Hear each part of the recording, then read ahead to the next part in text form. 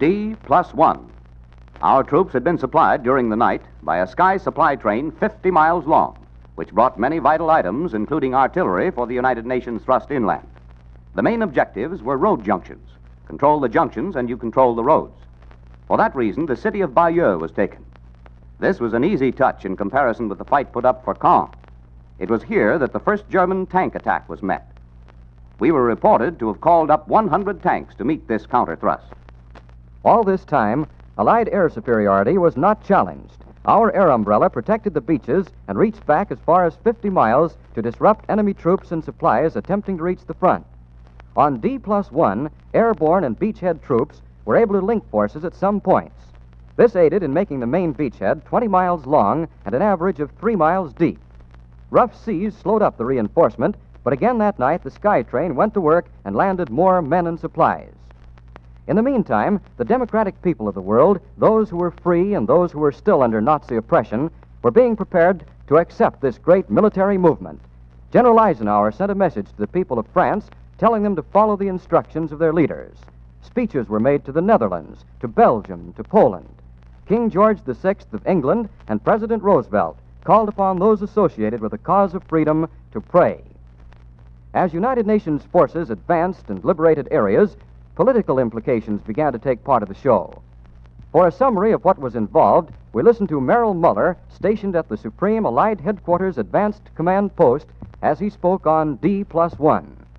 While the political experts were condemning the lack of Anglo-American understanding and cooperation with General de Gaulle, a momentous conference took place here at the Advanced Command Post.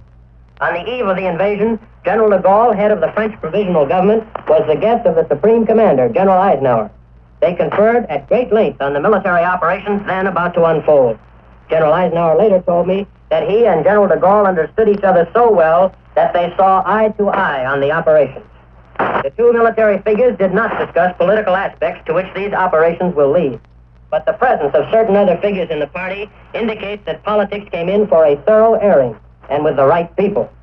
Prime Minister Winston Churchill, alleged champion of the restrict de Gaulle policy, brought de Gaulle to this headquarters for these discussions. With them was Foreign Secretary Anthony Eden, the British representative to the Provisional Government, Alfred Duff Cooper. A most balanced judgment of affairs was indicated in the person of Field Marshal Jan Smuts, who also played a part here. The Allied Chief of Staff, General Biddle Smith, who recently at Allied headquarters spoke of cooperation with the Provisional Government, was at the meetings with French General Koenig, de Gaulle's observer attached to this staff. In a military sense, then, de Gaulle's Provisional Government and its authority is more than recognized.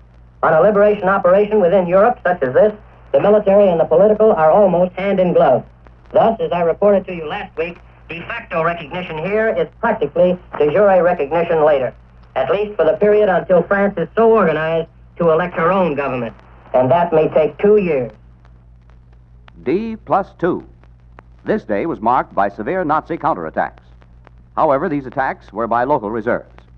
The Germans were not yet committing themselves in fear of a larger attack elsewhere. They hit at points held mostly by our airborne troops. These smashes were parried in some bitter fighting. It became apparent that the United Nations airborne attack had been much larger and much more effective than believed at first. Despite these counterattacks, the British, Canadian, and American forces were able to clear airstrips and put them to use.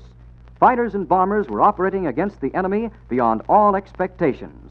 From dawn on D-Day until noon on D+2, a period of 54 hours, more than 27,000 individual missions were flown. We lost 289 planes to the German 176. But this was explained as the result of so many low-level attacks which had to risk heavy flak. News began to get scant. Security reasons kept much from being said. For that reason, the fact that after a 24-hour lull, supplies began to sail across the channel again was news. Also, the fact that President Roosevelt had a press conference, the first since the invasion, was news.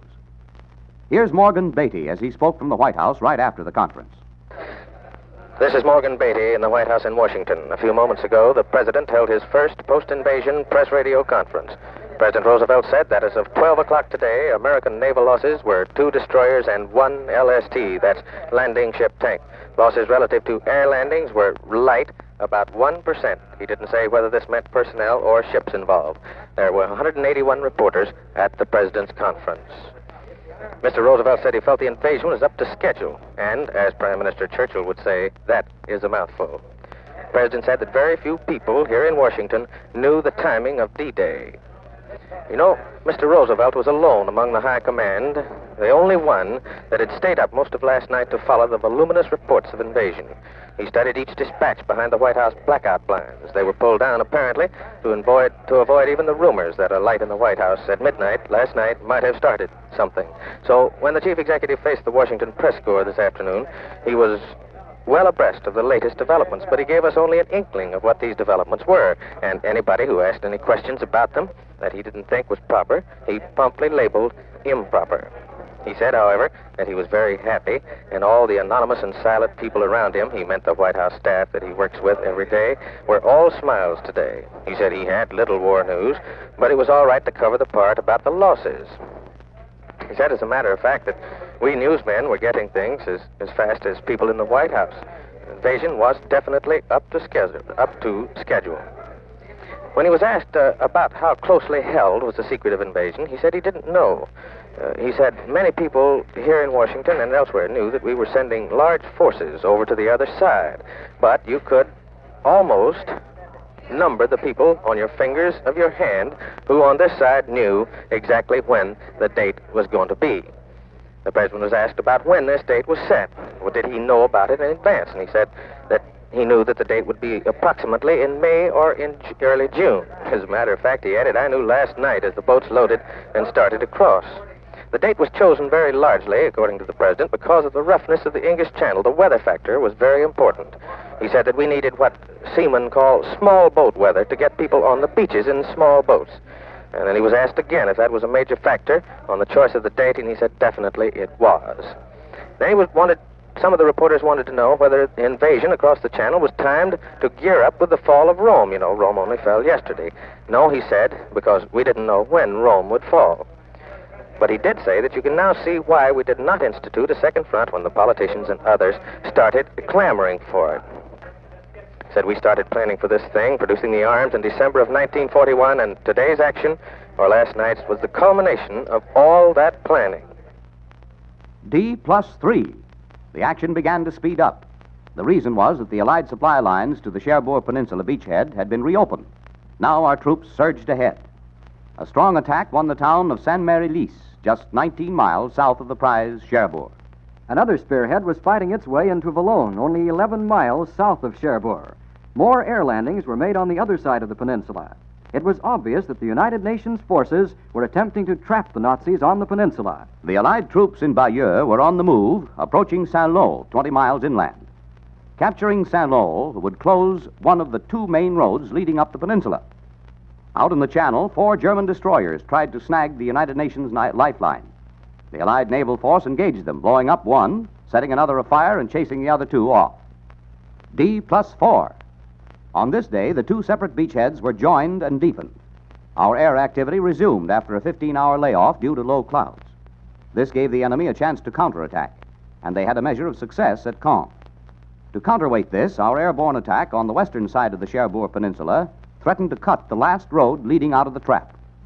To slow this advance, the Nazis flooded the low areas. The Allies had captured more than 4,000 Nazis so far. That was how D+4 looked from the newsrooms in London and New York. Here's how it looked to a correspondent on the spot.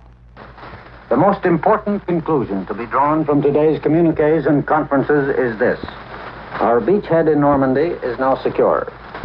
On the right and center of the line, we have regained the initiative. We now have elbow room and can use reserves to exploit success. The toughest fighting today was on the 15-mile front south of Bayeux and in the Carentan area. Columbia's correspondent, Larry Lesueur, reports that the picturesque little town of Carentan was virtually surrounded by Allied forces tonight and under threat of destruction by bombardment from land, sea, and air. This chief market for the dairy products of Normandy is an important road and rail junction, and the Germans have defended it stubbornly. It has been used as a hospital and convalescent center. The enemy clung to it, so concentric bombardment and attack became necessary. Lesueur reports that the French in this sector met our troops with hysterical cheers and dancing, which was the first time he had seen such a display of emotion. Most of the Normans are rather distant and merely wave to our advancing troops. He says that in the liberated towns behind our front lines, French civilians went to church today. Some of them quite presentably dressed, but most of them were wearing wooden shoes. Of today's advances, the capture of Lisson by United States troops stands out, and not only because it gives us more room. It was a triumph for our engineers. The Germans had counted heavily on the flooded country to hold up our advance, but it didn't work out that way.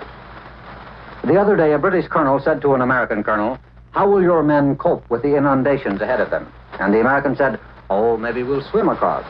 And the Englishman replied, "No American will ever swim so long as he has ducks and amphibious jeeps." However, our troops got there. They are now on the edge of a forest, on high ground that leads straight to Saint-Lô. The last communique was issued about 6 hours ago. It indicated that the position was satisfactory, that there was reason for sober confidence. There is reason to believe that the position may be a little better than was reported in the communique. LeSueur has sent us a few notes on beachhead sites. He tells us of German prisoners in ragged uniforms helping to fill sandbags down on the beach. Gone are the fine-looking jackboots that every German soldier once possessed. They wear battered shoes now with canvas leggings in many cases. Many of them just sit watching the Allied supplies come ashore, their hands clasped forlornly on top of their cropped heads.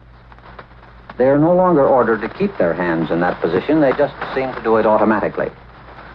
Many of the Herrenfolk are guarded by Negro soldiers. The Germans are extremely polite to these big boys with the rich southern drawl. G5, Civil Affairs, still hasn't much to do. The French and the former slaves of the Todt organization are eager to go to work for us, but their activity thus far has been to work as burial parties for dead Germans. And LeSueur adds that the hard-fighting, enterprising paratroops have their own cavalry now. A lot of them are riding around on captured German saddle horses. All of the horses seem to be called George by the Americans. That's because most of them were taken from the Georgian division. Some of these men had such mongoloid cast of features that the rumor went round among our troops that we were also fighting Japanese.